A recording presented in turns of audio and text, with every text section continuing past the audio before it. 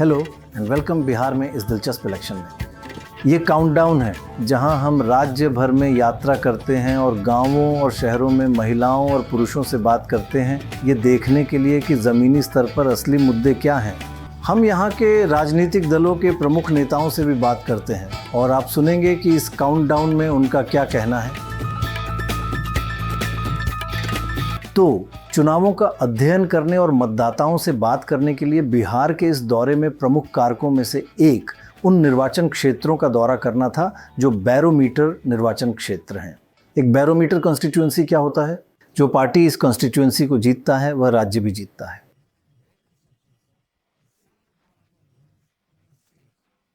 ये टेक्स्ट पहले से ही अंग्रेजी में है। 11 में से 11 चुनावों में सहरसा ने उसी विजेता को वोट दिया जो राज्य में भी विजेता रहा। ये एक बैरोमीटर कॉन्स्टिट्यूएंसी है और हम उनमें से कई जगहों पर गए और हम उनसे बात करेंगे और आप सुनेंगे कि वहाँ के मतदाताओं का क्या कहना है। इस इलेक्शन में जो हो रहा है उस पर एनालाइज करने के लिए मेरे साथ दोराब सोपारीवाला हैं। वे हमारे साथ नहीं हो सकते। वे कल हमारे साथ यहाँ थे लेकिन आज वे हमारे साथ नहीं हो सकते, इसलिए वे बॉम्बे से हमारे साथ जुड़ रहे हैं। बहुत बहुत धन्यवाद दोराब। हमारे साथ मनीष हैं जो सालों से बिहार से रिपोर्टिंग कर रहे हैं। हमारे साथ हैं असली सेफोलॉजिस्ट शिखा और अल्ट्रा सेफोलॉजिस्ट मिस्टर वाजपेयी। सबसे पहले आइए एक नज़र डालते हैं, इससे पहले कि मैं आपके पास आऊं, क्या बिहार में सत्ता विरोधी लहर मजबूत है या बिहार का सत्ता विरोधी दौर खत्म हो गया है? पिछले 75 वर्षों में यह 3 चरणीय पैटर्न पूरे भारत में राज्य दर राज्य विधानसभा चुनावों से अलग रहा है। 2002 के बाद का सबसे ताज़ा चरण जो लगभग 2 दशक का है, यह दिखाता है कि सत्ता विरोध से कहीं दूर बिहार में अब मध्यम सत्ता समर्थन है, जिसमें सरकारें 60% बार फिर से चुनी जाती हैं। यह सिर्फ मध्यम है, लेकिन अगले 25 वर्षों में 1977 से 2002 तक वह मतदाताओं के गुस्से का दौर था, जिसके कारण सत्ता विरोधी लहर बनी और केवल 33% सरकारें ही सत्ता में वापस चुनी गईं। आज़ादी के बाद के पहले 25 वर्षों में मतदाता उम्मीद से भरे हुए थे, जो उत्साह की सीमा तक थी, और हर इलेक्शन में बिहार के लोगों ने सरकार को वापस सत्ता में पहुंचाया। एक अमेजिंग 100% सत्ता समर्थन। ज़रा इस सूची को देखिए। आप गुजरात में सत्ता समर्थन देखेंगे 100%, लेकिन आप राजस्थान में सत्ता विरोध देखेंगे जहां 0% को सत्ता में वापस चुना गया। तो जैसा कि आप देख सकते हैं, बिहार कहीं बीच में है 60% सत्ता समर्थन के साथ, लेकिन यह सत्ता विरोधी युग का अंत है। अगर आप राज्य सरकारों के सत्ता में रहने को भी देखें तो भारतीय चुनावों के 3 प्रमुख चरण रहे हैं। आज़ादी के ठीक बाद अगर आप अखिल भारतीय औसत देखें तो 82% राज्य सरकारों को वापस चुना गया था और आप उनमें से कई को 100% देख सकते हैं। यह स्वतंत्रता के बाद का उत्साह था। फिर एक बड़ी प्रतिक्रिया हुई, लोग निराश थे और केवल 29% को वापस चुना गया। 71% सरकारों को सत्ता से बाहर कर दिया गया और अंत में पिछले 2 दशकों में यह लगभग 50-50 है। तो सत्ता समर्थक से सत्ता विरोधी तक 50-50 के दौर तक। दोराब, आप ही थे जिन्होंने मूल रूप से सत्ता विरोधी कहा था, और जब आपने यह कहा था तो यह वास्तविक सत्ता विरोध था, खासकर 77 के बाद की अवधि में। यह क्यों बदल गया है? मुझे लगता है कि ये एक बड़े प्रमुख दल अब नहीं रहे, जैसे कांग्रेस थी, फिर कांग्रेस विरोधी लहर आई और अब यह हर जगह है, क्योंकि क्षेत्रीय दल बहुत ज़्यादा महत्वपूर्ण होते जा रहे हैं। तो आपको जस्टिफाई जी, अब ये 50-50 है, तो कांग्रेस समर्थक, कांग्रेस विरोधी, क्षेत्रीय दल और 50-50। शिखा, क्या आप यह भी कहेंगे कि सत्ता विरोध के बाद जहां उन्होंने बस सबको बाहर निकाल दिया, 70% से ज़्यादा को बाहर निकाल दिया गया, उन्होंने अचानक शुरू कर दिया, यह एहसास था कि कुछ पार्टियां अच्छा कर रही हैं और उन्हें वापस वोट दिया जाएगा। तो एक परिपक्वता थी जो अब 50-50 तक पहुंच गई है। जो अच्छा करते हैं उन्हें वापस वोट दिया जाता है, जो अच्छा नहीं करते उन्हें वोट देकर बाहर कर दिया जाता है। बिहार में हम देखते हैं कि वहाँ महिला मतदाताओं के बीच भारी सत्ता समर्थन है और वह नीतीश कुमार के कारण है। उन्हें लगता है कि उन्होंने उनके लिए इतना कुछ किया है कि उन्हें बार बार उन्हें वोट देने में कोई आपत्ति नहीं है। तो उन्हें लगता है कि मेरा मतलब है वे महसूस करते हैं कि वह एक कर्मठ व्यक्ति हैं और उन्होंने वास्तव में कुछ चीज़ों को लागू किया है। हाँ, और ये जाति निरपेक्ष है।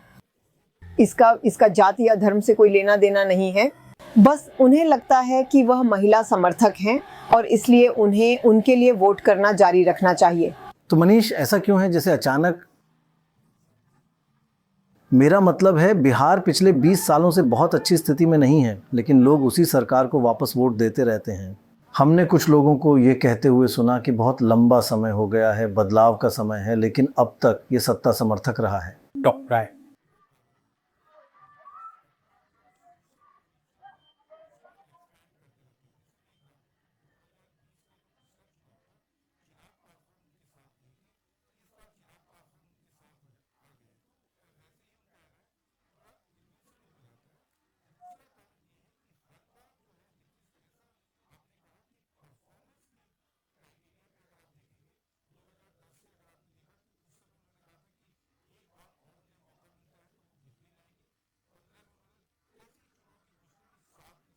बीस में भी उन्होंने एक प्रोग्राम दिया, हालांकि Right. 25 में अभी तक नहीं So बताया they- कि ये basically he so keeps on forget the imagining. electorate becoming more mature, the politicians are becoming smarter at handling. And did you find that when you went around Baj, that people were, unhappy, but less unhappy with one side than the other? People are unhappy about many factors, but you don't get a feeling that they want change in a big way. You're not feeling that there's a wave against the government or there's a strong movement against, Nitish. Particularly Nitish, you feel there is a lot of sympathy on the ground for him.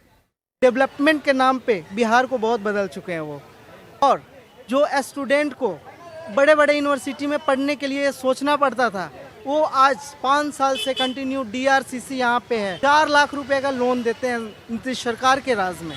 जो चलने लायक road नहीं था उसको बनाया, विकास किया है, बहुत सुविधा किया है जनता को। अच्छा, वैसा तो आज तक कोई किया ही नहीं मुख्यमंत्री। पैसा बाद की बात है, पैसा ही आज दिए हैं, लेकिन इतना दिन से तो वो देख रहे हैं, राशन पानी हर जगह दुख सुख में हेल्प कर रहे हैं, दवा उवा सब चीज में ही हेल्प कर रहे हैं नीतीश जी। काम किया है। अगला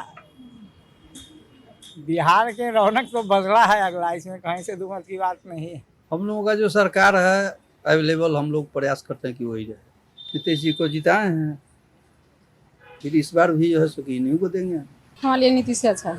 हम लोग नीतीश कुमार को ही अच्छा मानते हैं, क्योंकि वो हर एक क्षेत्र में रोजगार भी दे रहे हैं। बच्चा लोग के तो वही ना अभी आगे मुझे बढ़ा रहे हैं, पढ़ाई लिखाई हर चीज में सहयोग कर ले, लड़की लोग के तो उन्हीं का ना वोट देगा।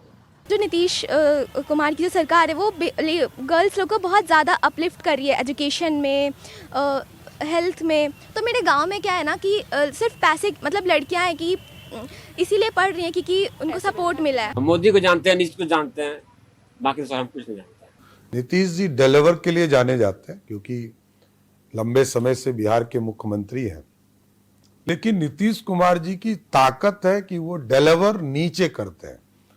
यदि करोड़ों लोगों को सुविधा देने का काम किसी मुख्यमंत्री ने बिहार में किया है तो वो नीतीश कुमार जी ने किया। Given this pro-incumbency, it is quite surprising because Bihar has the worst per capita income per person in this country.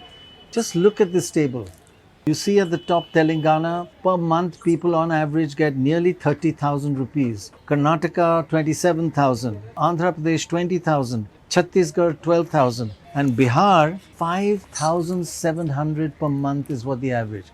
So despite being the poorest state in this country, by far, governments keep getting voted back. Why is that? And why is it the poorest state?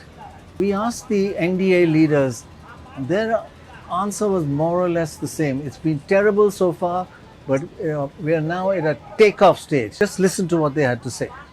This election is important for us. This election is important क्योंकि हम लोगों को लगता है बिहार एक take off stage में। If you travel to Bihar, if you travel in Patna also, कि जो लोग आते रहे नीतीश कुमार से पहले वो बेटर बता सकता है आपको कि जो स्थिति पटना में थी, आप 6-7 बजे के बाद पटना नहीं निकल सकते थे, लेकिन आज पटना का रोड्स जो है, I don't know whether you have seen Bihar museum, ये सब इस नीतीश कुमार का देन है। ये सब सारा स्टोरी पिछले 15-20 साल का है।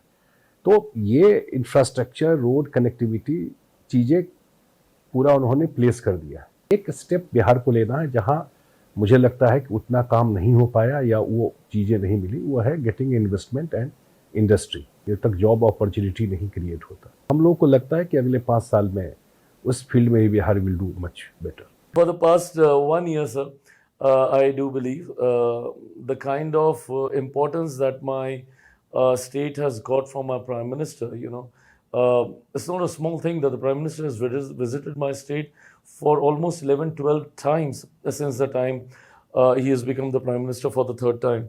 And the kind of, financial benefits that he is giving to our state.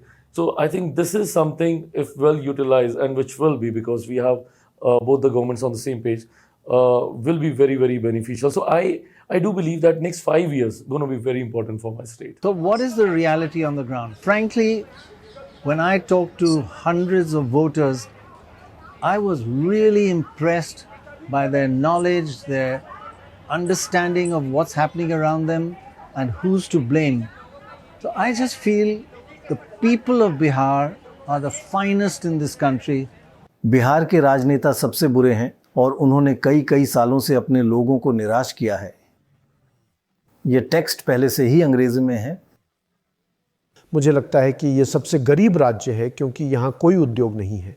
उद्योग चला गया है, खासकर जब झारखंड बना था। ये सिर्फ शुद्ध कृषि है और वह एक इकोनॉमी को बनाए रखने के लिए पर्याप्त नहीं है। अपने राज्य में रहता है उद्योग धंधा कुछ भी, तो यहाँ पे सभी बिहारी यहाँ रहते हैं। यहाँ पे फैक्ट्री बने ताकि यहाँ के लोग यहीं पे काम करें, उनको बाहर नहीं जाना पड़े। सरकार क्या कर रहा है? 10,000 से इसका पेट 1 महीना भर जाएगा।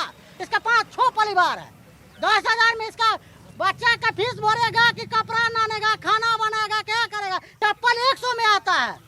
आज चप्पल भी फैक्ट्री रहेगा तो 10 गो महिला चप्पल फैक्ट्री चला सकता है। किसान देखिए, उसका किसान का घर भी चुभ रहा है फसल, लेकिन रेट जा रहा है, रेट भी नहीं लग रहा किसान का। सरकार के पास बहुत कुछ है, हम नहीं कहते हमारे पास नहीं है। सरकार के पास अनोखा चाहता है तो हमारे रोजगार फैक्ट्री में लगा सकता है। हमको रोड बना दिए और पटना में जो है कि मेट्रो लगा दिए, बड़े बड़े ट्रेन चला दिए, उससे हमको क्या मतलब है गरीब को? ऐसा कहिए कि हाँ उसमें हमको रोजगार दिला दिए, तब हम कहते कि हाँ उसमें आप हमको रोजगार दिला दिए, गरीब को वहाँ नौकरी दिला है, समझे कि नहीं? लेकिन उससे हमको क्या, उसमें तो बड़े बड़े लोग जाएंगे, बड़े बड़े उद्योगपति जाएंगे। हम लोग को उतना सच में नहीं है कि हम लोग उसमें चढ़ सके। वैसे बोलता है कि हमको जिता दीजिए, हम काम करेंगे, तो कहाँ कोई काम करते हैं? कुछ तो गरीबी के कारण थका जाते हैं क्योंकि पैसा के लालच में वोट दे देते हैं, और कुछ मूर्ख बन जाते हैं, पढ़े लिखे मूर्ख जैसे हम लोग हो गए, कि आशा में रह जाते हैं कि हम लोग को मिलेगा। हम लोग एक नया बिहार बनाना चाहते हैं। बिहार में समाज के बड़े वर्ग बदलाव का इंतजार कर रहे हैं और पिछले 5 सालों ने इस इच्छा को और बढ़ा दिया है। मुझे लगता है कि इस सरकार के खिलाफ सत्ता विरोधी लहर बढ़ गई है। इसकी विश्वसनीयता अपने सबसे निचले स्तर पर है। शासन पूरी तरह से ध्वस्त हो गया है। तो कई मुद्दे हैं, बहुत सारे मुद्दे। मेरा मतलब है कि भारी गरीबी, बेरोजगारी, भ्रष्टाचार, अपराध, शासन का पतन, लेकिन ये सभी चीजें मिलकर बदलाव की इच्छा को बढ़ाती हैं। शिखा, जैसे एनडीए के राजनेता कहते हैं कि ये उड़ान भरने वाला है, ये उड़ान भरने के चरण में है, भविष्य में सब कुछ अच्छा है। जब आप जमीनी स्तर पर लोगों से बात करते हैं तो क्या आपने वह देखा? तो मैं आपको एक उदाहरण देती हूँ। गांव-गांव में हमने पाया कि महिलाएं माइक्रो फाइनेंस कंपनियों, निजी कंपनियों के इस जाल में फंसी हुई थीं और वे एक ही समय में कई कर्ज लेती हैं।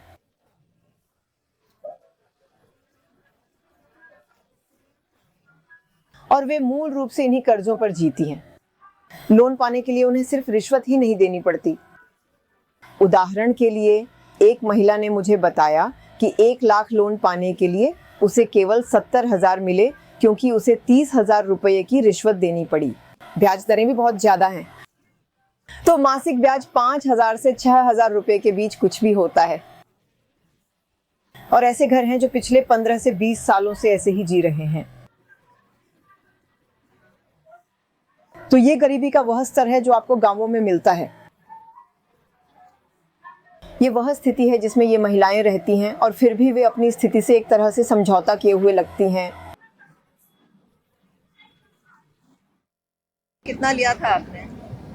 1 लाख उठा था। 1 लाख में काट बांट कर 70,000 दिया। किस वजह के लिए लिया था, किस चीज के लिए लिया था? बिजनेस करने के लिए मनियारा अच्छा चल रहा है। हाँ मनियारा बिजनेस। कोई 50,000 ले छे, कोई 1 लाख ले छे, कोई 2 लाख ले छे। और जो कर्जा देते हैं क्या वो लोग आके कभी तंग करते हैं अगर आपका समय से कर्जा नहीं वापस? हाँ पूरे तंग करे छे जे पैसा चुकाना पड़ेगा आपको। बहुत ऐसे लोग हैं, आदमी को आज इस माइक्रो फाइनेंस से लोन उठाए उसको दे दिए, उससे उठाए उसको दे दिए। इसी तरह बहुत सारे गरीब फैमिली हैं जो इस तरह से चल रहे हैं। आप लोगों को भी लोन लेना पड़ा है बैंक से? हाँ हम लोग लिए हैं, बैंक से नहीं लिए हैं, ये प्राइवेट जो चल रहा है वही सब लिए हैं। समूह का समूह जैसे SKS बंधन ये सब में लिए। कितना लोन लिया है आप? बंधन में लिए थे तो सद गया, 95,000 लिए थे SKS में, तो थोड़ा सद गया है, थोड़ा बचा हुआ है। हाँ लोन लेता है, सब गरीब है यहाँ पे। घर भी जो बना हुआ है, लोने पर घर बना हुआ है, बिजनेस करता है। लोन लेके बिजनेस करने में आसान नहीं है, लोन ले लेता है तो बिजनेस करने के लिए आसान होता है इंसान को। लोगों के पास रोजगार नहीं है, ऐसी हालत है कि 70% लोग EMI पे अपनी लाइफ को बिता रहे हैं। एक कर्जा को छुपाने के लिए दूसरा कर्जा लोग ले रहे हैं। मैं एक स्कूटर चालक से भी मिला जिसके बैंक खाते में सीधे 2,50,000 जमा हुए थे। लेकिन हर बार जब वह इसे निकालना चाहता था तो बैंक प्रबंधक और अन्य अधिकारी कहते थे कि उस 2,50,000 में से उसे उन्हें 50,000 देने होंगे। तो अंत में उसके पास सिर्फ 2 लाख बचे। तो ये काफ़ी आम बात है कि नौकरशाह खाते में हाथ डाल सकते हैं। तो ऐसा लगता है कि 100% अंदर गया है, लेकिन जब आप इसे निकालने की कोशिश करते हैं तो वे हिस्सा चाहते हैं।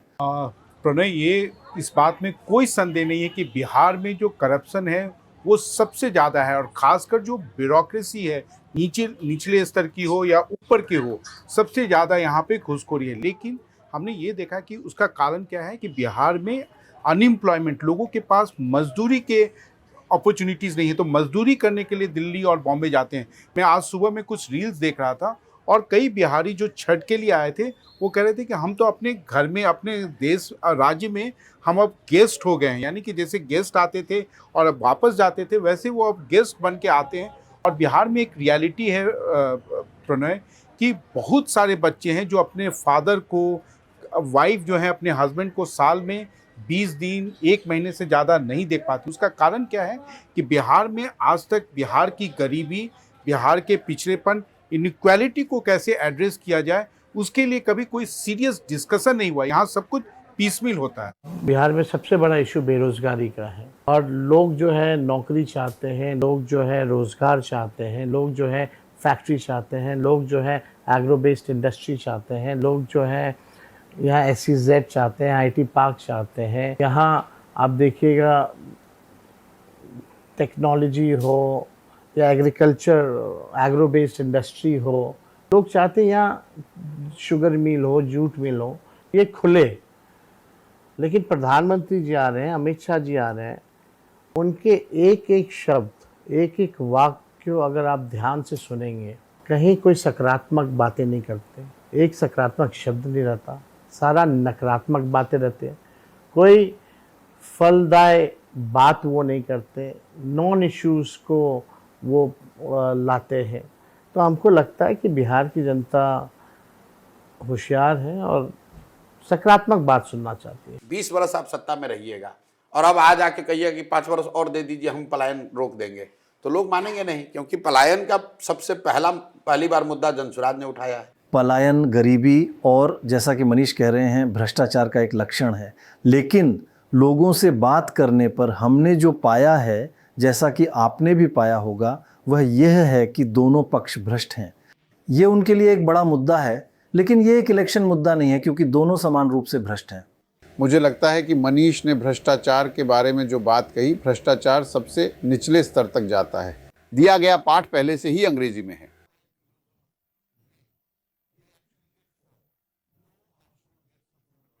उन्हें बांटने वाला व्यक्ति एक अपने पास रख लेता है और हर कोई इसे स्वीकार कर लेता है।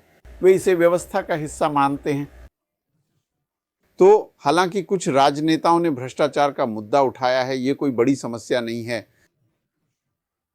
मुझे लगता है कि एक बड़ी समस्या ये है कि इस राज्य में शिक्षा और स्वास्थ्य सेवाएं दयनीय हैं और यही एक कारण है कि लोग राज्य छोड़ देते हैं। लोग सिर्फ नौकरियों के लिए ही नहीं बल्कि शिक्षा के लिए भी जाते हैं और वे वापस नहीं आते क्योंकि यहाँ उनके लिए नौकरियाँ नहीं हैं। हम लोग ही सरकार के वोट बैंक है, तो हम लोग के साथ तो इस तरीके से नहीं करनी चाहिए। सरकार को हमारी बातों को माननी चाहिए, उनको देखनी चाहिए। बिहार में जितने भी एग्जाम हो रहे हैं सब में इतना भ्रष्टाचार है, कुछ कहने का नहीं। पलायन पर हम लोग बहुत नाखुश है। दूसरे प्रदेश में जाकर के हम लोग को बहुत दिक्कत होता है, काम करने में बहुत परेशानियां होती है। किसी का बच्चा जो है 10,000, 12,000, 15,000 के लिए बाहर जाके कमाए, अब किसी को यहाँ पे 10,000 का रोजगार मिले वो बेटर है या बाहर जाके कमाए वो बेटर, वहाँ जाके गाली सुनना पड़ता है। फैक्ट्री यहाँ खुल जाए ना तो यहाँ से जो बिहार से जितनी गरीबी है थोड़ा तो दूर हो ही जाएगा। यहाँ बहुत गरीबी, बेरोजगारी बहुत है। यहाँ पंजाब, हरियाणा, दिल्ली, यहीं से लोग, बिहार से ही लोग भरे पड़े हुए हैं। यहाँ पे मतलब जो बेरोजगारी का दौर है उसको मतलब उसमें कुछ परिवर्तन किया जाएगा ताकि उसमें कुछ सुधार हो। बेरोजगारी है, कोई बेटों के बीए पढ़ा कर नौकरी के अप्लाई करता है, नौकरी नहीं देता है, सब घूस मांगता है। तो घूस कहाँ से दे? गरीब आदमी रोड पर कमा कर खाने वाला घूस कहाँ से लावे? बिहार की एक खास बात यह है कि जहां सब जाति की बात करते हैं वहीं महिला वोटर लगभग उतनी ही, अगर ज्यादा नहीं तो महत्वपूर्ण है। जैसा कि शिखा कह रही थी, 1962 से महिलाओं के मतदान में भारी वृद्धि हुई है। 1962 में इलेक्शन आयोग ने पहली बार महिलाओं और पुरुषों के मतदान को मापना शुरू किया था। महिला मतदाता मतदान में पुरुषों से बहुत पीछे हुआ करती थी, अब वे पुरुषों से 5.2% आगे हैं। अब नीतीश किसी तरह से महिला वोटर के दिलो दिमाग में बस गए हैं। क्यों? पहला तो इस इलेक्शन की बड़ी सुर्खी इलेक्शन से ठीक पहले 10,000 रुपये के अनुदान की घोषणा थी। कई लोग कहते हैं कि यह सरकारी पैसे का इस्तेमाल करके वोट खरीदने जैसा था, या जो भी कहिए, अच्छा लगे या ना लगे ये काम करता है। लेकिन उससे भी ज़्यादा RS 10,000 को महिलाएं अलग थलग करके नहीं देख रही हैं। महिलाओं को लगता है कि नीतीश महिला हितैषी हैं और ये बात काफ़ी लंबे समय से चली आ रही है। नीतीश को महिला समर्थक क्यों माना जाता है? मतदाताओं का कहना है कि सभी महिलाओं के लिए मौजूदा 10,000 के उपहार की पहले इससे भी बड़ी मिसालें रही हैं। उदाहरण के लिए 2007 में, और मुझे नीतीश कुमार के साथ इस पर चर्चा करना याद है, उन्होंने बिहार में हर स्कूली छात्रा को साइकिल के लिए पैसे दिए और यह ज़बरदस्त सफल रहा।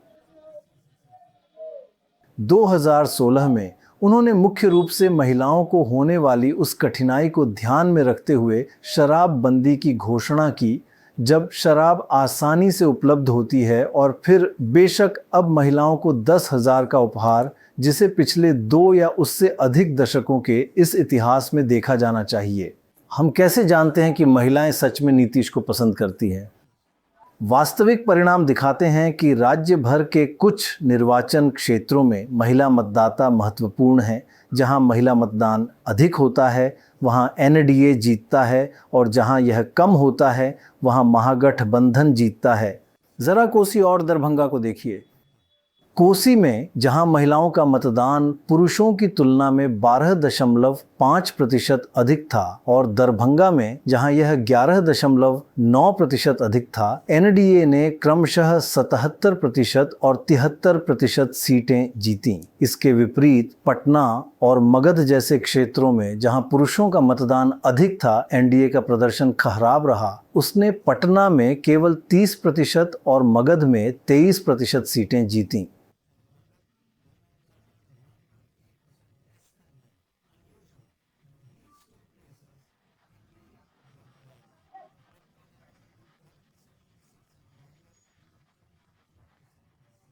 Now women itself has been becoming a vote base, and you can see this pattern in different states including Bihar. तो ये तो कोई नहीं डिनाई कर सकता है कि आज महिला अपने आप में एक वोट का आधार है, लेकिन इसका ये मतलब नहीं है कि धर्म और जाति फैक्टर नहीं होगा। ऐतिहासिक रूप से बिहार में महिलाओं ने भी वोट दिया है। काफ़ी हद तक नीतीश की वजह से महिलाएं उस राजनीतिक गठबंधन के लिए ज़्यादा वोट करती थीं जिसका नीतीश कुमार हिस्सा थे, और ये एक ऐसी बात है जिसके बारे में हम अच्छी तरह से जानते हैं और हम बचे हुए समय में जितनी मेहनत और समझदारी से काम कर सकते हैं करने की कोशिश कर रहे हैं, और मुझे लगता है कि ये इलेक्शन वहीं जाएगा जहां महिलाएं जाएंगी। बिहार।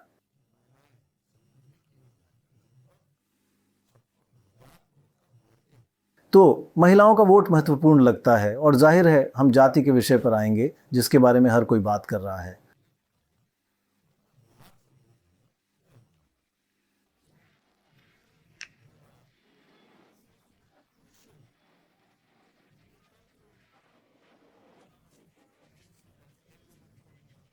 लेकिन इस इलेक्शन में महिलाओं पर ध्यान बहुत स्पष्ट है, और वह 10,000 का तोहफा एक मास्टर स्ट्रोक था। चाहे वह जायज़ हो या नहीं, ये एक मास्टर स्ट्रोक था, और इससे महिलाओं को मदद मिलेगी, है ना। नीतीश के और भी फायदे हैं। वह एक मिलनसार व्यक्ति के रूप में सामने आते हैं, महिलाओं को डराने वाले नहीं लगते। इससे भी ज़्यादा महत्वपूर्ण बात यह है कि हर इलेक्शन के समय वह लोगों को लालू के जंगल राज की याद दिलाते हैं। अब जंगल राज महिलाओं को पुरुषों की तुलना में कहीं ज़्यादा डराता है, और मैं सोचती हूँ कि इससे भी उन्हें मदद मिलती है। हालांकि मैं सोचती हूँ कि 1/3 मतदाता पैदा भी नहीं हुए थे जब लालू सत्ता में थे। वह बार बार इसी बात पर जोर देते रहते हैं, और जैसा मैंने कहा, उन्होंने एक अच्छा गठबंधन बनाया है। उनका चेहरा सौम्य है, वह डरावने नहीं लगते, और वह लोगों को लालू के जंगल राज की याद दिलाते हैं। ये सब चीजें मिलकर मैं सोचती हूँ फर्क पैदा करती हैं, और महिलाओं को उनके लिए वोट करने के लिए राजी करती हैं। ये वाक्य पहले से ही अंग्रेजी में है।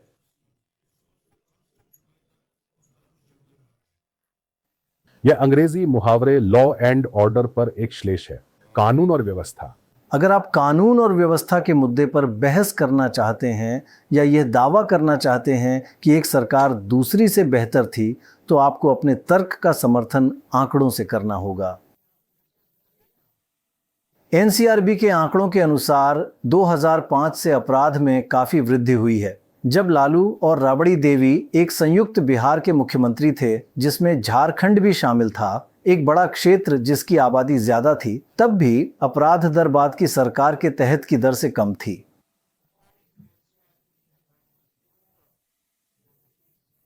हाँ, ये बहुत बढ़ गया है। मैं मानता हूं कि मेरी पीढ़ी आखिरी पीढ़ी है जो 1990 के दशक के जंगल राज शासन के दौरान जो हुआ था उसे सही मायने में समझती है। मेरा राज्य पीछे रह गया क्योंकि लालू जी और राबड़ी जी के 15 साल के शासन ने आर्थिक विकास को रोक दिया, बड़े पैमाने पर पलायन के लिए मजबूर किया, और इतनी गहरी खाई बना दी कि विकास के बारे में सोचने से पहले उसे भरना पड़ा।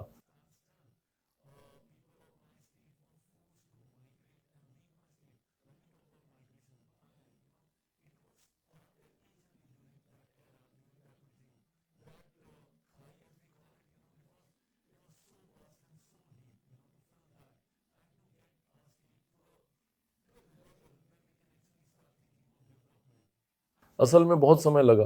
वे ज़्यादातर कानून व्यवस्था की बदहाली के बारे में बात करते हैं। उन्हें इस बारे में बात करनी चाहिए कि उन्होंने इन महत्वपूर्ण क्षेत्रों में बिहार के लोगों के लिए क्या किया है। उन्होंने शिक्षा को बेहतर बनाने के लिए क्या किया है? लगभग कुछ नहीं। उन्होंने स्वास्थ्य व्यवस्था को बेहतर बनाने के लिए क्या किया है? लगभग कुछ नहीं। क्या उन्होंने रोजगार पैदा किया है? नहीं। क्या अपराध पर अंकुश लगा है? बिल्कुल नहीं। क्या भ्रष्टाचार पर लगाम लगी है? ये तो बेहिसाब है, आसमान छू रहा है। तो वे जंगल राज के बारे में बात कर रहे हैं। बिहार में हमारे घूमने में एक समस्या यह है कि गांवों में महिलाएं अनजान शहरों से आने वाले पुरुषों से बात करने में थोड़ी हिचकिचाती हैं। लेकिन आपने बहुत सारी महिलाओं से बात की, और आपका ध्यान यह देखने पर था कि वे क्या सोच रही हैं। आपको आमतौर पर क्या धारणा मिली? क्या वे नीतीश कुमार की बहुत बड़ी समर्थक हैं, या वे थोड़ी हिचकिचा रही हैं? आपको क्या क्या पता चला? मुझे लगता है कि 10,000 रुपए जमीनी स्तर पे गेम चेंजर हैं। आइए उन महिलाओं को देखें जो ज़्यादातर अपने घरों के अंदर रहती हैं, या ज़मीन के किसी टुकड़े या खेत पर काम करती हैं जो परिवार का है। तो उन्होंने कहा कि हम एक सिलाई मशीन खरीदेंगी, हम एक गाय खरीदेंगी। उनके लिए ये सच में एक बहुत बड़ी बात थी। लेकिन अगर आप उन महिलाओं को देखें जो थोड़ा बाहर निकली हैं, जिन्होंने एक छोटी सी चाय की दुकान शुरू की है या सब्जी बेचती हैं, तो वे कहती हैं, आप जानते हैं हम 10,000 रुपये ले लेंगी क्योंकि सरकार ने हमें दिए हैं, तो हम क्यों न लें। लेकिन 10,000 रुपये किसी व्यवसाय को सहारा देने या नया शुरू करने के लिए काफ़ी नहीं है और हम दूसरे प्रस्तावों पर विचार करने को तैयार हैं। हम देखेंगे कि दूसरी पार्टियों को क्या देना है। अब यह भावना काफ़ी हद तक बढ़ जाती है जब आप युवा मतदाताओं, युवा महिलाओं और पहली बार वोट देने वालों के पास जाते हैं जो कहती हैं कि 10,000 रुपये कोई मायने नहीं रखते, हम अपने भविष्य में और ज़्यादा इन्वेस्टमेंट चाहती हैं।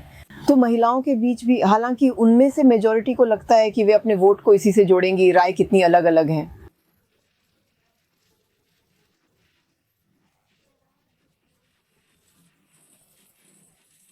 आप लोग के गांव में महिलाओं को 10,000 रुपए मिल गए हैं? हाँ, आप सबको मिल गए हैं? आधा दिन के मिला, आधा के ना। हमारा 10,000 रुपया आ गया है। हम अंडा चाउमीन का दुकान खोले हुए हैं, वही कही हैं खोले हैं। 10,000 से हमको लाभ है। आपको 10,000 रुपए मिले समूह वाला, उससे क्या करेंगे आप? क्या करेंगे उसे? बकरी पठरू के पालन दुकान दौरी में लगेबे, पूंजी बढ़ेबे और की करबे, यह सब न करबे, सब आदमी मिलकर। कहाँ हमको पैसा मिला है अभी, तो हमको निकाल ही नहीं रहा है, हमको पैसा निकाल ही नहीं रहा है बैंक से। अभी आधार कार्ड से लिंक नहीं है, लिंक करवाया निकालेगा। सब तो पगला रहा है कि 10,000 उसको दिए तो 10,000 उसको दिए, सरकार पगला रहा है। सरकार अपने जेब से हम ही लोग का पैसा हम ही लोग को रिटर्न किया है, और वो भी इलेक्शन के टाइम पे। इलेक्शन से पहले सरकार कहाँ दे रही थी ये फंड? तो इसलिए ये कोई नहीं है, ये वोट लेने का एक नया रूल बना है और नया पैसा बांटने का वो तरीका है। आपके खाते में 10,000 रुपए आए हैं, उसका आप क्या करेंगे? बिजनेस में लगाएंगे, आगे बढ़ाएंगे इसे। क्या बढ़ाएंगे, कैसे बढ़ाएंगे? इससे आगे बढ़ाएंगे और बड़ा दुकान करेंगे, और सोच रहे हैं कि गांव में किराना आइटम करेंगे और दुकान करेंगे अपना जमीन में। ये तो मान के चलिए दूसरा के जमीन है, कब हटा देगा नहीं हटा देगा कोनो ठीक नहीं है। गाय लेने 10,000 में नहीं हुआ, 2 बकरी लिए और बकरी भी एक ठो मर गया। अब तो हम लोग का डर हो गया कि नीतीश कुमार जी अब ब्याज के ब्याज न लेवे लगे जो रही। I must apologize for some of the background sound because they are bound to hear. They are on the banks of the Ganga and this is Chhat time and it's a lovely time to be in Bihar. Baj, when you've got the money, somebody else promises you for the future. I mean, you know, that's an uncertainty. One is 100% certainty, the other is, you know, if so, does it, like it did affect the voters of Maharashtra, do you think it's going to affect the voters here? I think yes, because I think in many of the comments that women did make to our team was that this is money in the bank. We don't know what's going to happen on the other side. Right. But I think a lot of Gen Z people who were interviewed felt that this 10,000 is not a productive thing. They wanted it put into education and all. But finally, you have to remember what Nitish has been working on the women's vote since the time he gave the cycle. And those people who got the cycle or when prohibition came in, those people have now grown up and become voters. And the cycle was a game changer for them, as many commentators have said. So why wouldn't they vote for So Nitish? they remember that. Yeah. So that's a very key thing in this election.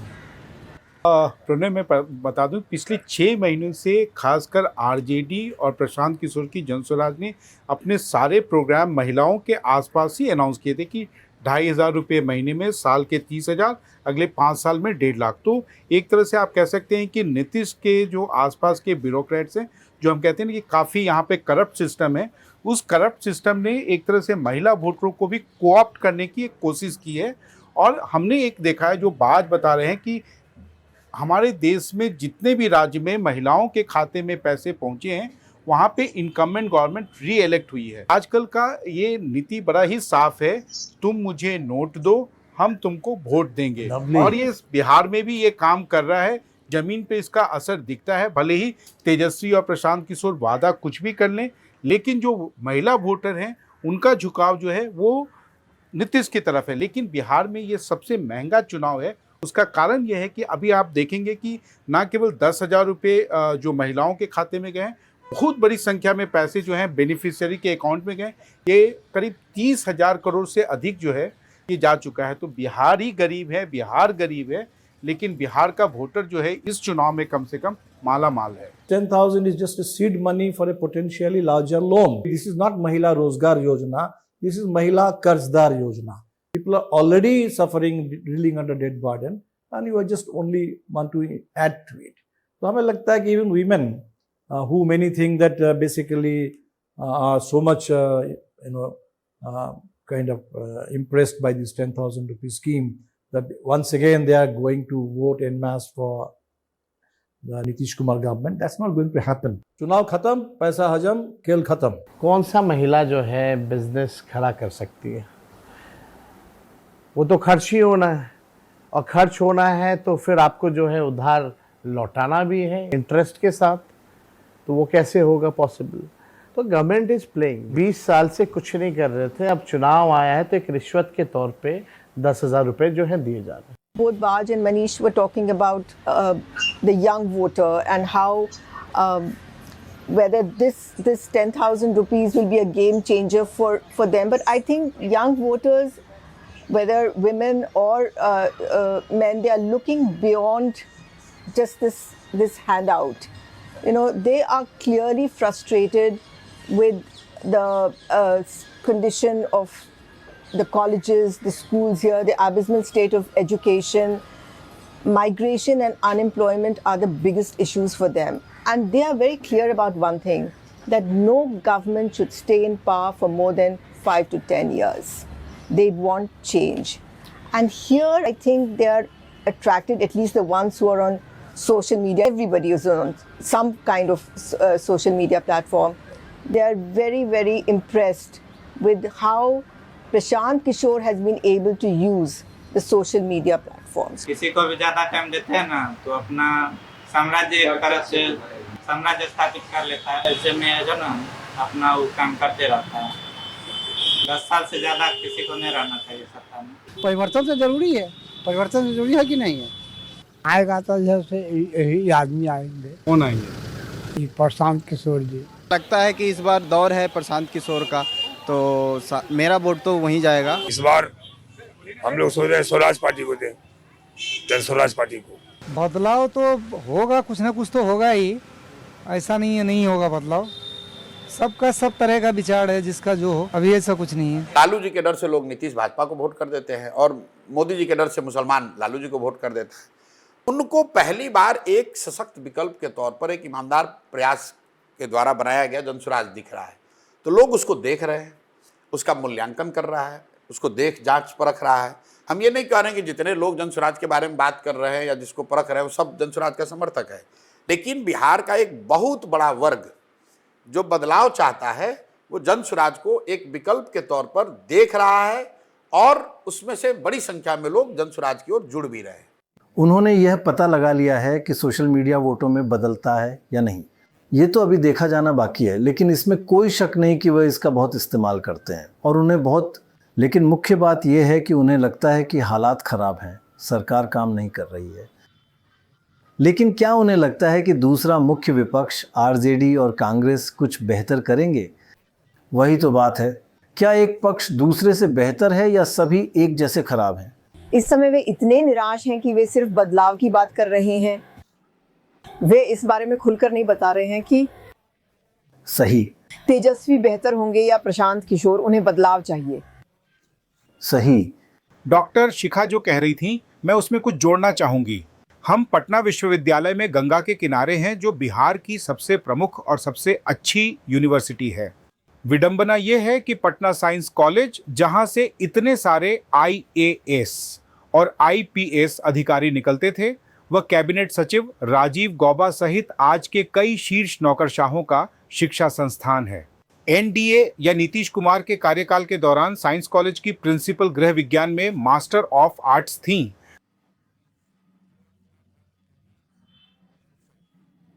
उनका कोई लेना देना नहीं है. इस तरह की अव्यवस्था है.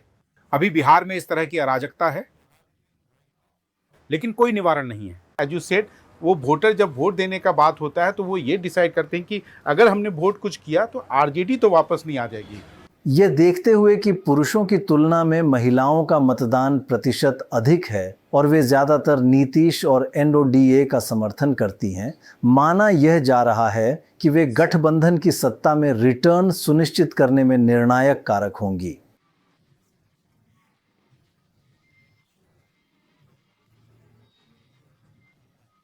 ये ध्यान रखना बहुत ज़रूरी है कि नीतीश और NDA असल में अभी भी कमज़ोर हैं. उनके खिलाफ एक छोटे से स्विंग से भी NDA बिहार लूज सकती है. ये एक बहुत ही स्विंग के प्रति संवेदनशील राज्य है। एनडीए को सत्ता लूज करने के लिए आवश्यक प्रतिशत स्विंग केवल 3% है। एनडीए के खिलाफ 3% के स्विंग के साथ वे सत्ता लूज देंगे क्योंकि उन्होंने इतनी सारी सीटें लूज हैं। यही संवेदनशीलता है। लेकिन बिहार और कई राज्य सरकारें वोटों में छोटे स्विंग के प्रति असुरक्षित हैं। भारत में चुनावी सीटें वोट की गिनती के प्रति अत्यधिक संवेदनशील होती हैं। राज्य दर राज्य आधार पर कई राज्य सरकारें अपने खिलाफ केवल 3% के स्विंग से सत्ता से हटाए जाने के प्रति असुरक्षित हैं, जिनमें बिहार, तमिलनाडु, दिल्ली, छत्तीसगढ़, कर्नाटक, यूपी, असम और कई अन्य शामिल हैं। शायद सबसे कम असुरक्षित और सबसे ठोस राज्य जहां स्विंग सीटों में बदलाव को महत्वपूर्ण रूप से प्रभावित नहीं करते हैं, पंजाब है, जहां सरकार को हटाने के लिए आपको 11% स्विंग की आवश्यकता है, गुजरात 11% पर और आंध्र प्रदेश 9% पर।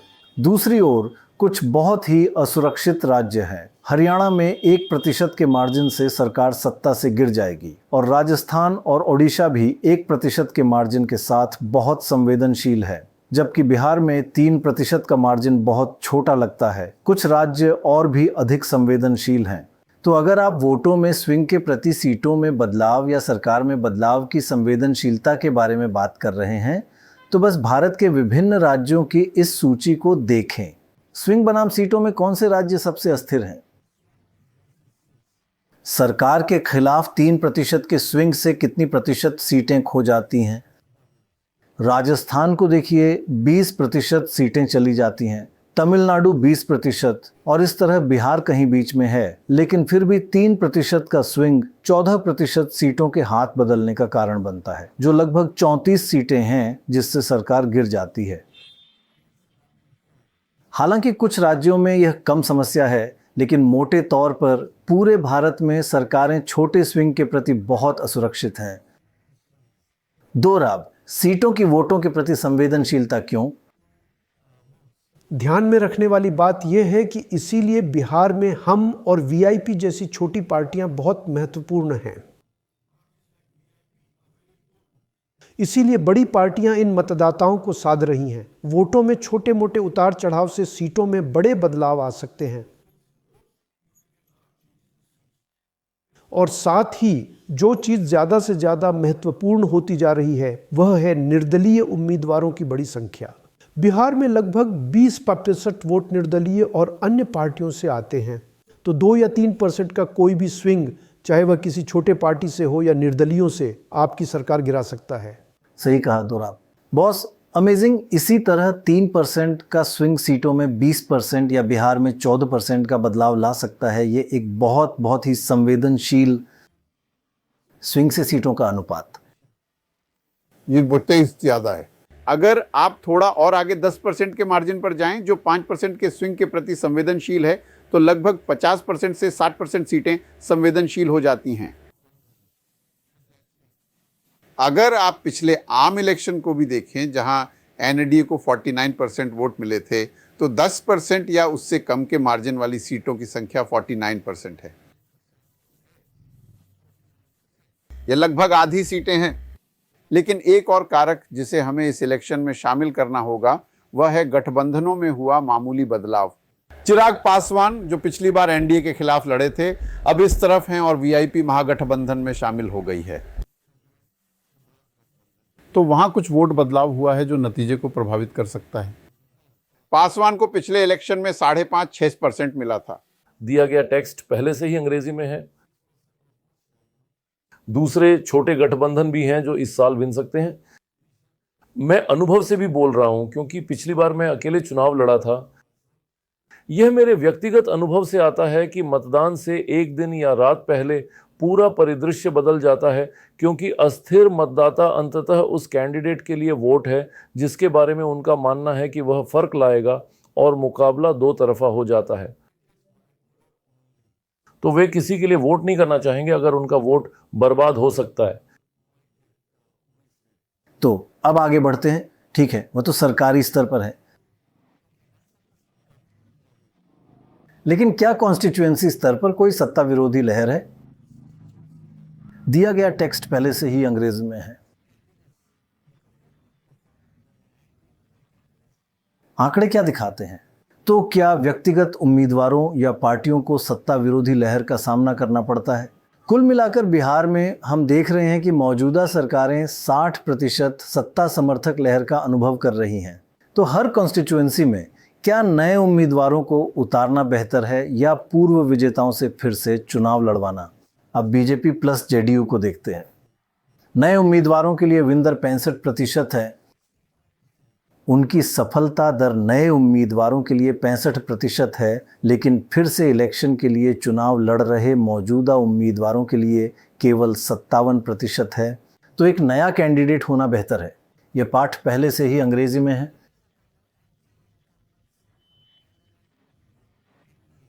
लेकिन अगर आप आरजेडी और कांग्रेस को देखें तो नए उम्मीदवार जो उस कॉन्स्टिट्यूएंसी में पहली बार चुनाव लड़ रहे हैं या पार्टी पहली बार चुनाव लड़ रहा है, वे केवल 11% विन और मौजूदा उम्मीदवार 43% बार विन। तो विपक्ष के लिए आरजेडी और कांग्रेस के लिए मौजूदा उम्मीदवारों के लिए सत्ता समर्थक लहर है, लेकिन एनडीए में मौजूदा उम्मीदवारों के खिलाफ सत्ता विरोधी लहर है। अब कुछ लोगों ने इसे वास्तव में एक राज्य इलेक्शन नहीं कहा है। उम्मीदवार मायने रखते हैं और उम्मीदवारों की सत्ता विरोधी या सत्ता समर्थक लहर महत्वपूर्ण है। अब बीजेपी और जेडीयू को देखते हैं। अब कुछ लोगों ने इसे वास्तव में एक राज्य इलेक्शन नहीं कहा है। उम्मीदवारों की सत्ता विरोधी या सत्ता समर्थक लहर महत्वपूर्ण है। पहली बात तो ये कि इस बार बिहार में चुनाव राज्यवार नहीं है। ये बिहार के लिए से एक इलेक्शन है, सीटों के लिए नहीं। इस पद के लिए स्थिति बदल रही है क्योंकि इसके बगल वाली भी बदल रही है।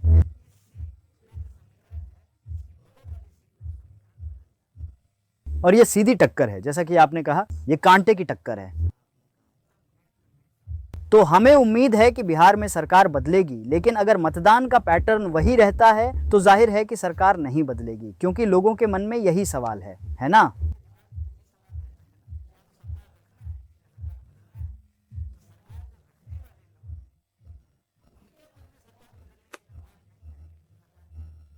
या तो सरकार रखिए या सरकार बदलिए। अगर सरकार को समर्थन देने वाले लोगों का ही इरादा नहीं है उसे बदलने का, तो वो कैसे बदली जाएगी? दिनेश, ऐसा क्यों है कि एनडीए अक्सर अपने उम्मीदवार बदल देती है जबकि कांग्रेस और आरजेडी अपने मौजूदा उम्मीदवारों पर ही टिके रहते हैं? क्योंकि आरजेडी एक विपक्षी पार्टी है, उसके विधायकों से ज्यादा उम्मीद नहीं की जाती है, लेकिन सत्ताधारी गठबंधन के विधायक होने के नाते उम्मीदें बहुत ज्यादा होती हैं।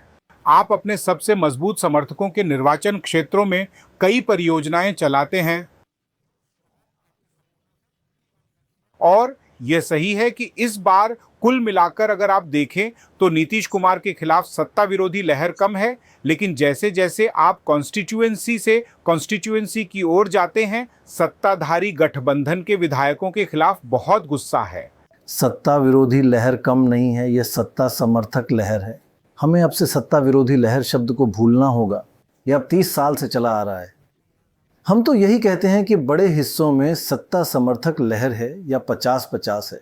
लेकिन मुझे बताइए, जब आप लोगों से बात कर रहे थे तो क्या वे अपने स्थानीय कैंडिडेट के चीज़ें लागू न करने के बारे में शिकायत कर रहे थे? और यह एक मुश्किल सवाल है, लेकिन क्या ऐसी कोई आम धारणा थी कि लोग विपक्ष को ज़्यादा सक्रिय होने के कारण पसंद करते थे जबकि सत्ताधारी पार्टी के उम्मीदवार नहीं थे? तो बहुत से लोग मौजूदा विधायकों के बारे में शिकायत कर रहे थे, कह रहे थे कि उन्होंने कोई काम नहीं किया है। बातचीत में भ्रष्टाचार के आरोप हर समय सामने आते थे। जिन्होंने पक्ष में बात की वे सिर्फ यही कह पाए, उन्होंने सड़क बनवा दी है। तो मैं सोचती हूँ कि एक पक्की सड़क का होना अभी भी इस बात का प्रतीक है कि आप कितना काम कर पाए हैं। लेकिन यह सच है कि सड़कों से फर्क पड़ता है। उनका एक गुणक प्रभाव होता है। उनके आसपास चीज़ें होती हैं, दुकानें खुलती हैं, व्यवसाय शुरू होते हैं। तो ये सिर्फ सड़क नहीं है, ये दोनों है ना? हाँ, तो मैं सोचती हूँ जहाँ भी सड़क बनी है और उसका रखरखाव हो रहा है, मुझे लगता है कि लोग आमतौर पर कुल मिलाकर खुश थे। लेकिन एक बात जिसके बारे में उन सब ने बात की वो भ्रष्टाचार था, कि बहुत ज़्यादा भ्रष्टाचार था। और उन सब ने कहा कि भले ही उनके विधायकों ने बहुत काम किया हो, लेकिन भ्रष्टाचार और भी ज्यादा फैल गया था। सही।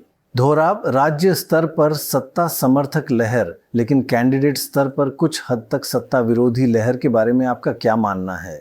दिया गया टेक्स्ट पहले से ही अंग्रेजी में है। तो अगर उसकी जाति उसके खिलाफ है या वह किसी घोटाले में फंस गया है तो सत्ता विरोधी लहर हो सकती है। लेकिन आप देख रही हैं कि एनडीए के इतने सारे लोग फिर से चुने जा रहे हैं, जिसका मतलब है कि एनडीए की तरफ के उम्मीदवार बहुत बेहतर कर रहे हैं। या क्या यह कहना सही होगा कि वे सरकार की तरफ अच्छा कर रहे हैं और विपक्ष की तरफ अच्छा नहीं कर रहे हैं? अगर आप आरजेडी के उम्मीदवारों को देखें तो फिर से चुने जाने की दर बहुत कम है। एनडीए में फिर से चुने जाने की दर बहुत ज़्यादा है, शायद इसलिए क्योंकि सरकारी उम्मीदवार विपक्षी उम्मीदवारों की तुलना में ज़्यादा काम कर सकते हैं। अच्छा, ठीक है। शिखा, क्या आप इससे सहमत हैं? मौजूदा विधायक से नाखुशी का एक और कारण, खासकर युवा लोगों के बीच, ये था कि कोई भी उस इलाके में कोई फैक्ट्री नहीं लाया था।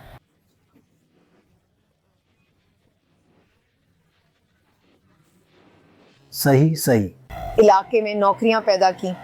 बड़ा सवाल यह था, यहाँ कारखाने क्यों नहीं हैं? लोगों को ट्रेन करने के लिए कोई संस्थान क्यों स्थापित नहीं किए जा रहे हैं? खासकर जब गुजरात से तुलना होना लाजमी है, क्योंकि उनमें से कई लोग वहां काम करते हैं और उनके नेता वहीं से हैं।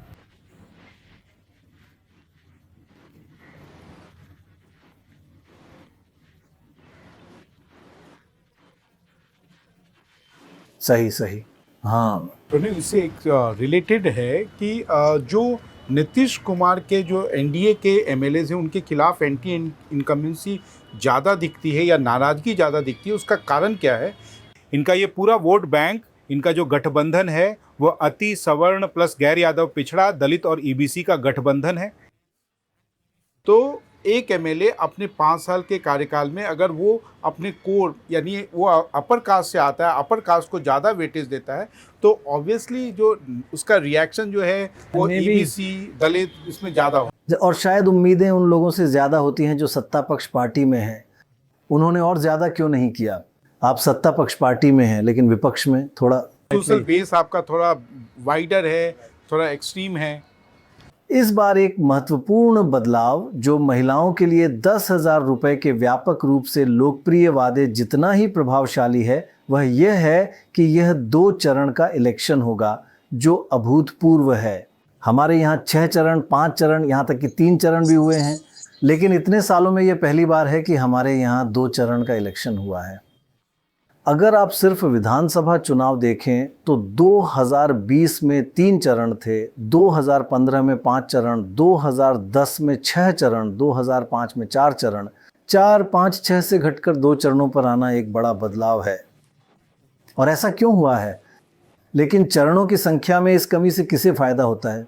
हाल के चुनावों के सबूत बताते हैं कि बहुचरणीय चुनाव एनडीए को नुकसान पहुंचाते हैं। 2024 के लोकसभा चुनावों में बिहार में 7 चरणों में मतदान हुआ। हर चरण में एनडीए के खिलाफ बढ़ते हुए स्विंग देखे गए। कैंपेन जितना लंबा होता गया, एनडीए का प्रदर्शन उतना ही खराब होता गया। यह एक संकेत है कि एनडीए लंबे बहुचरणीय चुनावों में खराब प्रदर्शन करता है। यूपी में बस देखिए कि क्या हुआ। हर चरण के साथ बीजेपी का वोट और नीचे और नीचे और नीचे जाता गया। वास्तव में कहा जाता है कि योगी आदित्यनाथ ने कहा था, मैंने कहा था कि इसे 7 चरणों में मत करो। लेकिन यह सच है कि हर चरण में जैसे जैसे यह लंबा होता गया, बीजेपी ने और खराब प्रदर्शन किया। और महाराष्ट्र में भी यही बात हुई। और देखिए महाराष्ट्र में क्या हुआ। हर अतिरिक्त चरण के साथ वोट गिरते ही गए और महाराष्ट्र में 5 चरण हुए थे। क्या आपको लगता है कि उन्होंने इससे कुछ सीखा है? एक बहुचरणीय इलेक्शन जितना लंबा चलता है, सत्तारूढ़ एनडीए का प्रदर्शन उतना ही खराब होता जाता है। इसीलिए इस बार सिर्फ 2 चरण। माफ कीजिए, एक आखिरी बात, बीच में दिवाली और छठ के साथ 2 चरण। पहले चरण में 1 हफ्ते से भी कम का प्रचार है। हाँ, मुझे लगता है कि छोटे गठबंधनों या कमज़ोर पार्टियों के लिए, जिनके पास कम पैसा और संसाधन होते हैं, एक लंबा खिंचा हुआ इलेक्शन उन्हें समय देता है, ताकि वे, आप जानते हैं, थोड़ा थोड़ा करके आगे बढ़ सकें और एक कैंपेन को बनाए रख सकें और लोगों तक पहुंच सकें। एनडीए के पास जो फायदा है वह है एक इलेक्शन से पहले के 6 महीनों में एक बड़ा कैंपेन शुरू करने की उसकी क्षमता। यह व्यापक है। आप अपने फंड और अपने लोगों को केंद्रित कर सकते हैं। आपके पास ज़्यादा हेलीकॉप्टर होते हैं, आपके लिए आकर कैंपेन करने के लिए ज़्यादा लोग होते हैं। दिया गया टेक्स्ट पहले से ही अंग्रेजी में है और एक अधूरा वाक्य लगता है। ठीक है, तो इसे लंबा क्यों खींचे? दिया गया टेक्स्ट पहले से ही अंग्रेजी में है।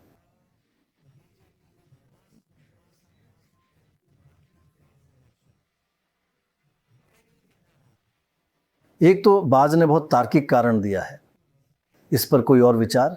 नहीं, कुछ खास नहीं, बस इसे समझाना बहुत मुश्किल है। ऐसा नहीं है कि कोई जातीय समीकरण है जो दोनों राज्यों में अचानक उनके खिलाफ बदल गया। पता है, कोई वास्तविक कारण नहीं है।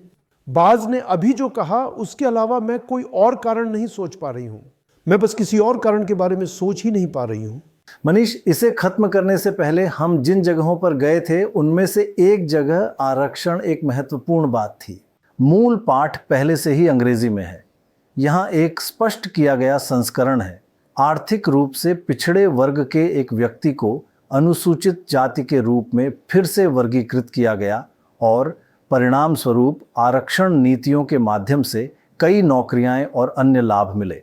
लेकिन फिर वे अब वापस ईबीसी बन गए हैं और वे इस बात से सख्त नाराज हैं कि वे वोट नहीं करेंगे। तो ईबीसी वोट अब आरक्षण और नौकरियां खोने की चिंताओं के कारण बदल गया है। तो नहीं, ये सही है कि लोग ये सोचते हैं बिहार के बाहर कि ईबीसी का वोट यूनिफॉर्म होता है, लेकिन वैसा है नहीं।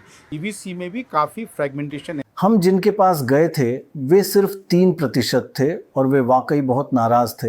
हाँ, और ये मैं आपको बता दूं कि इस चुनाव में नया क्या है। चिराग पासवान नीतीश कुमार के पास वापस हैं, एनडीए के अंदर हैं, लेकिन एनडीए के नेता इस बात को लेकर वरीड हैं कि जो ईबीसी की जो पूरी कम्युनिटी है उसमें से 2 डोमिनेंट कास्ट, एक मुकेश सहनी का निषाद और एक आईपी गुप्ता की पार्टी है जो ताती तत्वा ईबीसी कास्ट था, अब शेड्यूल कास्ट में उसको नीतीश कुमार के समय डाला गया, लेकिन एक सुप्रीम कोर्ट का फैसला आया और वापस उसको ईबीसी में कर दिया गया, जिसके कारण ईबीसी जो ताती तत्वा कम्युनिटी है उसमें काफ़ी नाराजगी है। और लेकिन आप देखिए, ये तो सुप्रीम कोर्ट ने किया, वे नीतीश से नाराज क्यों हैं? उनको लगता है उन्होंने पूरी कोशिश नहीं की। नहीं, उनको लगता है कि बिहार सरकार ने उनका केस ठीक से प्लीड नहीं किया और इसका खामियाजा एनडीए को कम से कम 15 से 20 सीटों पर उठाना पड़ रहा है। जब आरक्षण दिए तो फिर आपस काहे ले लिए? हम लोग कौन बड़े आदमी हैं, कौन जथा जमीन वाले हैं? हम लोग छोटा वर्ग के लोग हैं। बोलिए, आप ही लोग बोलिए कि जो सामान दिए हुए आपस लेना क्या ये जरूरी है? बीजेपी को हम लोग नफरत करते हैं। हमारे बाल बच्चा है, पढ़े लिखे हैं, आरक्षण दे के उचीना है, यह उचित नहीं होता है। बिहार सरकार के द्वारा वो भी अच्छी तरह से सुप्रीम कोर्ट में उसका व्याख्या नहीं किया गया, जिसकी वजह से ये आरक्षण छीना गया। मजदूर आदमी है, हम लोग मजदूर के लिए मर रहा है, लड़ रहा है आरक्षण दिलाने के लिए। या आरक्षण दे या न दे, लेकिन बस वोट देंगे उसी को। पहले आरक्षण दे दिया था और फिर छीन लिया, हरिजन बना दिया फिर छीन लिया।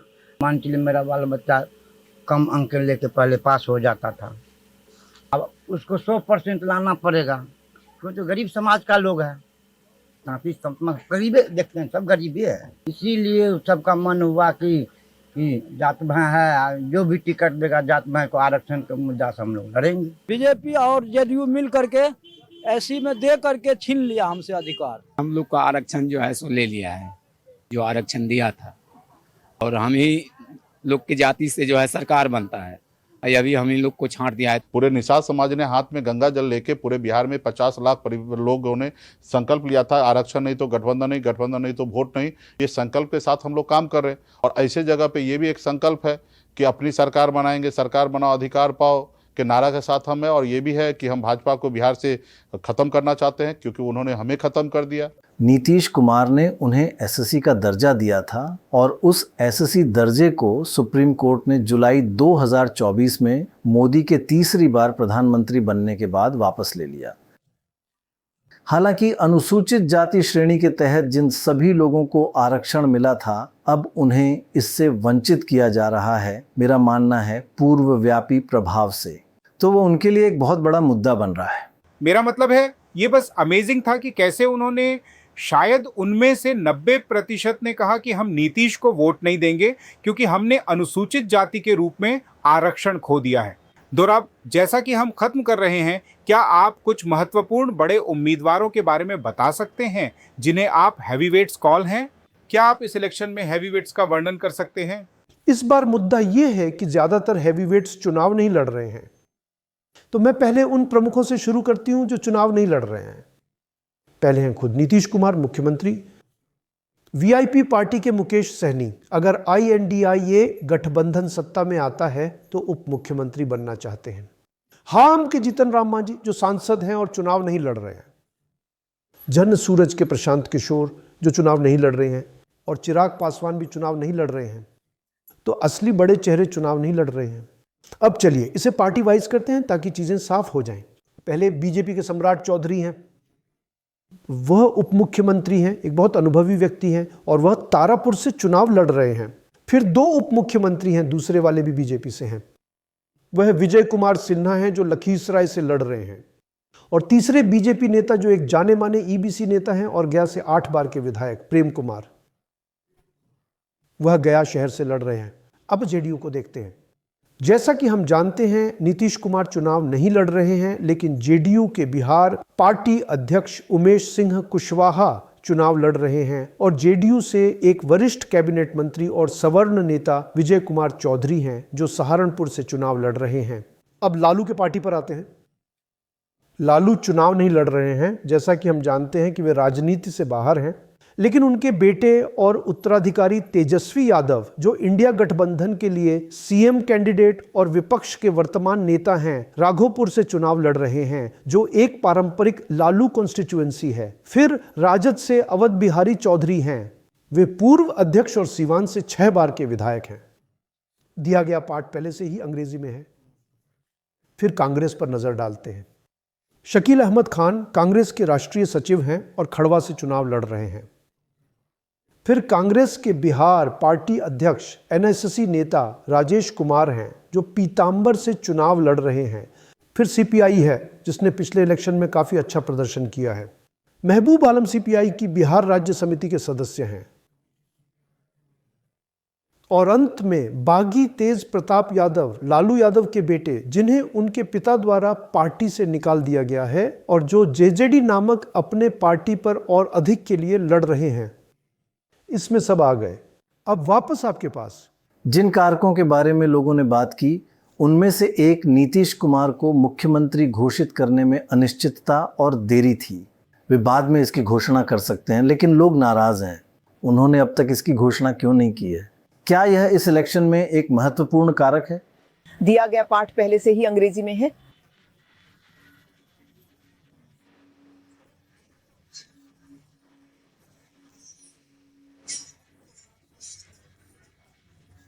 तो अगर उनकी घोषणा नहीं होती है, उनका नाम मुख्यमंत्री कैंडिडेट के रूप में घोषित नहीं किया जाता है, तो मुझे लगता है कि लंबे समय में यह नुकसान पहुंचा सकता है।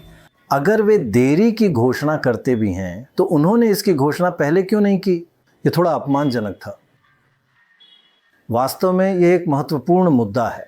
प्रणय, इसका एक महत्वपूर्ण प्रभाव पड़ा और यह एक प्रमुख कारण है कि भले ही अमित शाह ने कहा हो कि विधायक चुने जाएंगे, NDA के 2 प्रमुख साझेदारों चिराग पासवान और उपेंद्र कुशवाहा ने यह स्पष्ट कर दिया है कि नीतीश ही मुख्यमंत्री बने रहेंगे। ये पहली बार हुआ है और इसका कारण ये था कि उन्हें कई जगहों पर फीडबैक मिलने लगा कि लोग कह रहे थे कि तीर ही लालटेन है। लालटेन ही तीर है, मतलब कि जहां जनता दल यूनाइटेड कैंडिडेट नहीं है वहां आप RJD को वोट करें, क्योंकि RJD और JDU मूल रूप से एक ही हैं। एक और कारण यह है कि बीजेपी के मुख्य मतदाता बार बार कहते हैं कि उन्हें योगी जैसा मुख्यमंत्री चाहिए। जेडीयू के मुख्य मतदाताओं को संदेह है कि राजनीतिक सत्ता OBC या EBC समुदायों से सवर्ण जातियों को हस्तांतरित हो जाएगी। मुख्यमंत्री कौन होगा? एक बार और हमेशा के लिए मैं इसे फिर से स्पष्ट कर देता हूं। वर्तमान मुख्यमंत्री नीतीश कुमार के नेतृत्व में इलेक्शन लड़ा जा रहा है। दिया गया टेक्स्ट पहले से ही अंग्रेजी में है। एक बार फिर इलेक्शन के नतीजों के बाद मुख्यमंत्री नीतीश कुमार जी ही मुख्यमंत्री बनेंगे, मेरा ये मानना है, क्योंकि मैं गठबंधन का एक महत्वपूर्ण सहयोगी हूं। अभी तक वहाँ नीतीश जी की घोषणा नहीं हुई है, वह बिना दूल्हे के कैंपेन में उतर गए हैं। इसका मतलब ये है कि वह नीतीश कुमार जी को नहीं चाहते हैं। सबसे बड़ी बात यह है कि यहाँ कोई वैकेंसी नहीं है, यहाँ नीतीश कुमार जी मुख्यमंत्री हैं। एक नेतृत्व इलेक्शन है और वह भविष्य। दूसरे पक्ष के पास स्पष्टता नहीं थी, उनकी अभिव्यक्ति अस्पष्ट है। अमित शाह कहते हैं कि नीतीश इलेक्शन तक मुख्यमंत्री रहेंगे, उसके बाद हम देखेंगे। बहुत गंभीर शब्द हैं और हर कोई समझता है कि इसका क्या मतलब है। मूल रूप से इसका मतलब है कि चुनाव के बाद नीतीश मुख्यमंत्री नहीं रहेंगे। लेकिन जाति के अलावा 4 या 5 बड़े अनयूजुअल मुद्दे हैं। वो 10,000 ये बात कि कुछ जातियों ने अपना आरक्षण खो दिया है कि नीतीश के नाम की अभी तक घोषणा नहीं हुई है, और अगर घोषणा हो भी जाती है तो थोड़ी देर हो चुकी है। तो बहुत सी चीज़ें हैं जो प्रभावित करती हैं, और निश्चित रूप से इन सब में सबसे बड़ी बात महिलाओं का वोट है। जब आप लोगों से बात करते हैं तो मुख्य बात क्या है? मुझे लगता है कि ये इस बात पर आकर टिकेगा कि क्या महिलाओं का वोट जातिगत वोट से बड़ा होने वाला है, वही निर्णायक कारक होगा। क्या जाति, क्योंकि ऐसा नहीं है कि सभी महिलाएं नीतीश को वोट दे रही हैं या वे अपनी जाति से बाहर वोट कर रही हैं। एक समूह है, हो सकता है कि वोट का रुख बदलने के लिए एक काफ़ी बड़ा समूह हो, लेकिन जाति, क्योंकि जैसा मैंने पहले कहा, कुछ इस तरफ चले गए हैं, कुछ उस तरफ चले गए हैं, जाति फिर भी एक कारक रहेगी। हाँ, और हमें डिस्काउंट नहीं करना चाहिए, लेकिन हमें बहुत स्पष्ट होना चाहिए। अगर आप देखें कि पार्टियों ने किस तरह से, आप जानते हैं, अपने उम्मीदवारों को चुना है। हाँ, लेकिन हमें ये बहुत स्पष्ट कर देना चाहिए कि हर जाति 100% एक तरफ नहीं जाती है। हाँ, यह लगभग 80-20, 70-30 जैसा है। तो वह 80-20 से बदलकर 60-40 वगैरह हो सकता है। तो जाति का झुकाव बदल सकता है। दोहराव, आपके अंतिम विचार। खैर, मुझे लगता है कि ऊपरी तौर पर ऐसा लगता है कि अगर आप लोकसभा इलेक्शन को देखें तो भाजपा को बढ़ता है, लेकिन इसका एक हिस्सा मोदी वोट है। सवाल यह है कि क्या नीतीश को गठबंधन के मुख्यमंत्री पद के कैंडिडेट के रूप में घोषित न करने से उन्हें वोटों का नुकसान होगा, यह देखते हुए कि केवल 3% स्विंग की आवश्यकता है। तो मुझे लगता है कि यह एक बहुत ही दिलचस्प मैच होने वाला है। हालांकि दिलचस्प मुकाबले अक्सर एक तरफा जीत में समाप्त होते हैं। तो मूल रूप से कुछ भी हो सकता है। अच्छा, ये बहुत दिलचस्प बात है। इस काउंटरडाउन के लिए बस इतना ही। हम एक और करेंगे, हम बिहार का एक और दौरा करेंगे और दूसरे निर्वाचन क्षेत्रों और दूसरे चरण में कई में जाएंगे, और हम एक अपडेटेड रिपोर्ट के साथ आपके पास वापस आएंगे। लेकिन मुझे कहना होगा, छठ पूजा के समय यहाँ होना हम सभी के लिए एक आशीर्वाद रहा है। हम गए और इसे होते हुए देखा। और छठ पूजा का सबसे भावुक पहलू यह है कि यह प्रकृति की पूजा है, उगते सूरज की, विशेष रूप से डूबते सूरज की, और पेड़ों और प्रकृति के अन्य कारकों की। यही छठ और बिहार के लोगों की सुंदरता है। देखने के लिए धन्यवाद। आपसे हमारे अगले काउंटडाउन में मिलते हैं। अभी के लिए अलविदा।